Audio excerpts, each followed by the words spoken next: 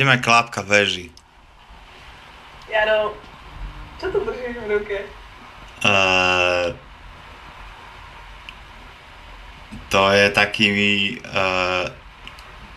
luk.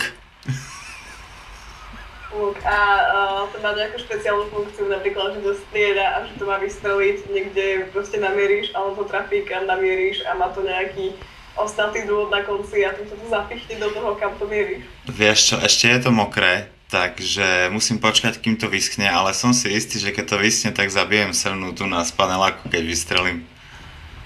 Aha.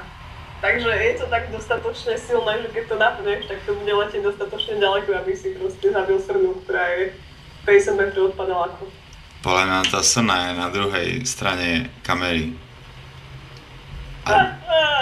A strelím ťa rovno do nosovej dierky.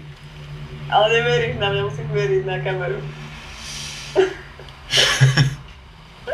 Ale na tvoju, aha, na moju. Tak? Presne tak. Au. Tak povedz, čo konkrétne si to vyrobil, ako dlho ti to trvalo? No, tento rafinovaný luk, čo vyzerá jak albatros s roztiahnutými krídlami, som vyrábal z veľmi cenného materiálu, ktorý rastie pod našim panelákom a volá sa topol. A bol to jeden z tých topoľov, na ktorých som mohol vyliesť, keď som bol malý chlapec a som bol úplne hore v korune a tam som sa kýval vo vetre. Plán bol taký, že zoberiem prvú paličku, čo nájdem na zemi, tak som zobral tú druhú, čo bola na strome. A vlastne z obidvoch takých tých vyňatkov, čo idú zo stroma, tak som vlastne zrobil luk. A je to špargla, nie je to gumka. A vyzerá to nádherne, ale vyzerá to tak nádherne asi jak malé dieťa, ktoré keby si dal do prvej triedy na základnej, tak asi by tam skolabovalo. Takže keby toto išlo do boja, tak ten luk skolabuje.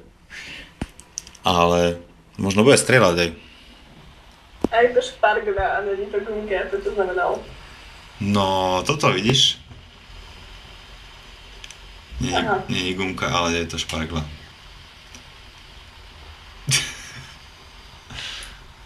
Ale vieš, aká to je pasia, akože šúpať kožu stromu a montovať na to holé drevo, šparglu, liko prírodné. Aj, tvorím. To človek, keď takto začne, tak za chvíľu postaví z toho dom, keď to bude robiť rád. Ok, ma na to spravil kontrabas. Z lika? Čo? Z lika? Čo? Počkaj, idem dať skúšobný strelbu. Ty kokos. No moja pecka bola. Normálne, ne, počula som. Všetko prežilo. Ďakujem za interview. Stretneme sa pri ďalšom type luku.